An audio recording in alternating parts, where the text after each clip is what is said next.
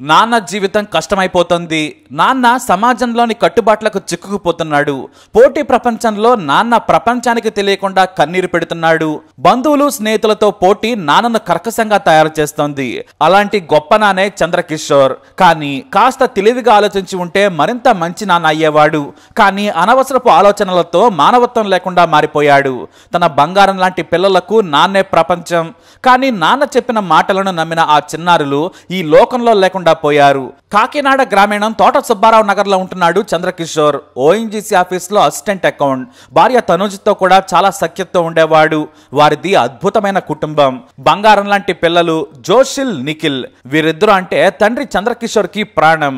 ఆ తండ్రేమో ఎప్పుడూ పిల్లల భవిష్యత్తు గురించి ఆలోచించేవాడు. వాళ్ళు ఈ పోటీ ప్రపంచంలో నిలదొక్కుకోగలరా అనే తప్పుడు ఆలోచనలు చేసేవాడు. ఎందుకంటే వారు చదువుకునేది ఇంకా ఎల్కేజీ 1వ తరగతే. చదివేం జీవితం కాదు, మార్కులు అంతకన్నా కాదు. చదువుకుంటేనే జీవితంలో సెటిల్ అవుతారనుకుంటే ప్రపంచమే మనుగడ సాగించదు. ఇక ఎల్కేజీ చదివే కుర్రాడి భవిష్యత్తు 20 ఏళ్ల తర్వాత ఎలా ఉంటుందో ఎవరికి తెలుసు? ఎవ్వరికీ తెలియదు. కానీ ఎక్కడే తప్పు చేశాడు చంద్రకిషోర్. తనకు అతిగా వారిపై ఉన్న ప్రేమే బహుశా చంద్రకిషోర్ కు ఆందోళన కలిగించి ఉండొచ్చు. ఈ మధ్య చంద్రకిషోర్ పిల్లలను స్కూల్ మార్పించాడు. 1,50,000 ఫీజు కట్టించి చదివే స్కూల్ నుంచి 50,000 ఫీజు చెల్లించే స్కూలుకు మార్పించాడు కిషోర్. పిల్లలిద్దరినీ కూడా వేరే స్కూలుకు మార్పించాడు. అది అతన్ని మరింత కొంగదీసింది. మామూలు స్కూల్లో తన పిల్లలు చదవగలరా, వారికి భవిష్యత్తు ఉంటుందా అనేది ఈ చంద్రకిషోర్ భయం. వాస్తవానికి చదివే పిల్లలు ఎక్కడైనా సరే చదువుతారు.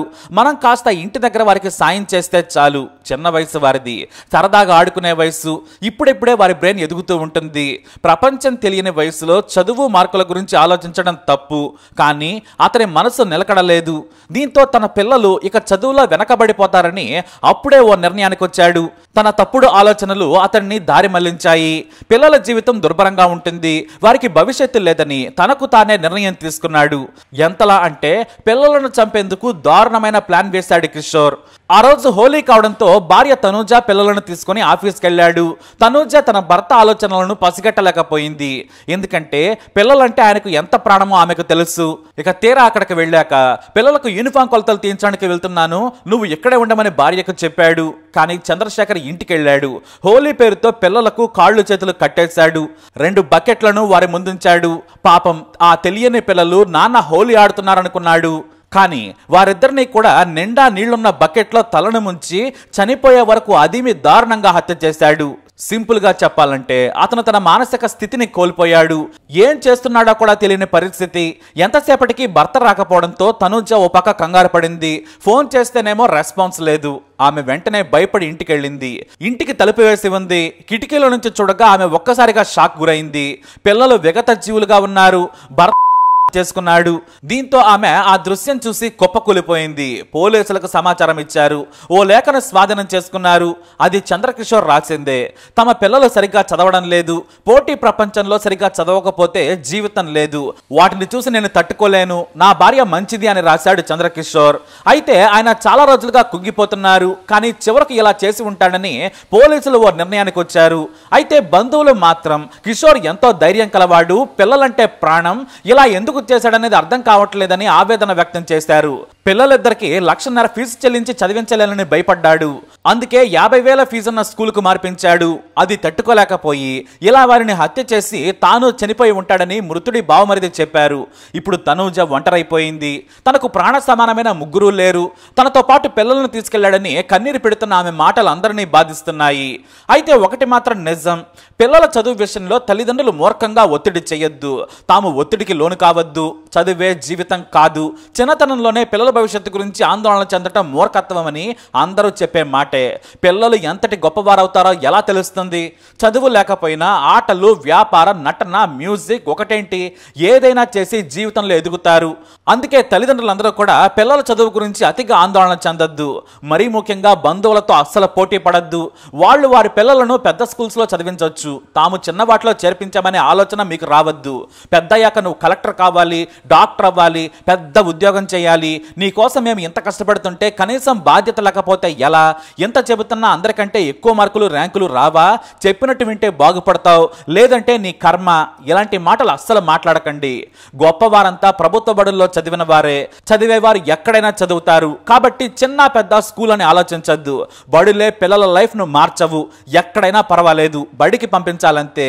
అంతేకాని పిల్లల గురించి అతిగా ఆలోచించద్దు. వారి బాల్యాన్ని ఎంజాయ్ చేయాలి, వారితో తల్లిదండ్రులు సంతోషంగా గడపాలి. చదువు అనేది పెద్ద విషయం కాదని గుర్తుంచుకోవాలి. 100% అందరూ బాగా చదవలేరు, అది వారి ఐక్యూని బట్టి ఉంటుంది. మెదడులో ఒక్కో భాగం ఒక్కోలా పనిచేస్తుంది. కొందరిలో జ్ఞాపక శక్తి ఎక్కువ, ఇంకొందరిలో భావ వ్యక్తీకరణ, నాయకత్వ లక్షణాలు, నృత్యాలు, ఆర్టు, క్రీడలు, ఇలా నైపుణ్యాలుంటాయి. వాటిని గుర్తించి ప్రోత్సహించాలి, ప్రతిభ చూపితే అభినందించాలి.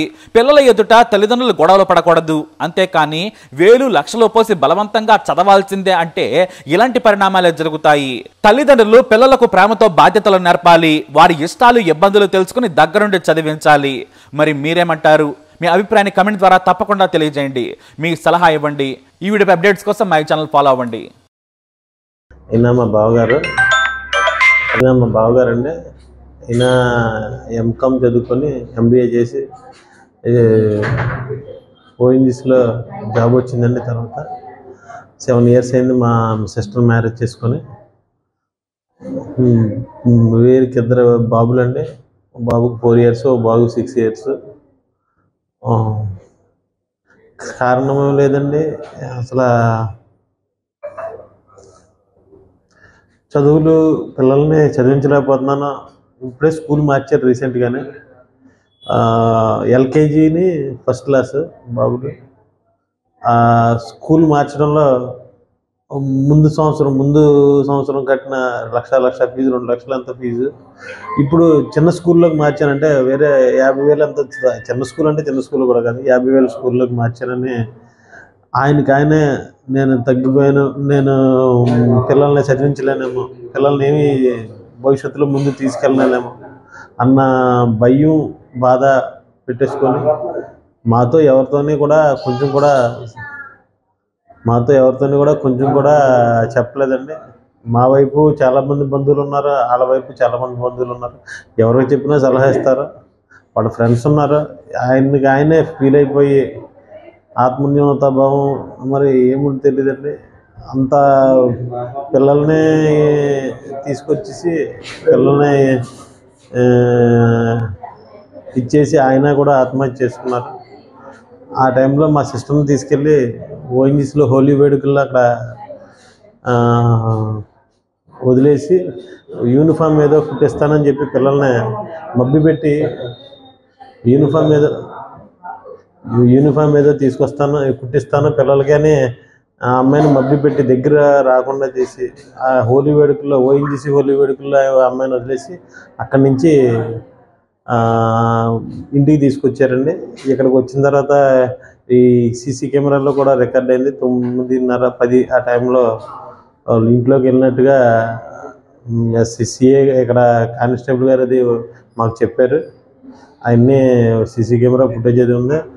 సూసైడ్ లెటర్ అది కూడా రాశారు.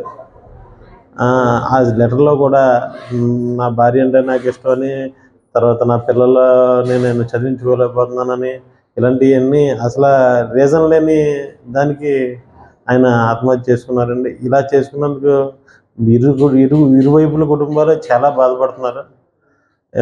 ఇంత బాధని ఆయన మిగిల్చి, ఆయన చాలా మంచి వ్యక్తి అండి. ఆయన అంత మంచి వ్యక్తి ఎవరు ఉండరు.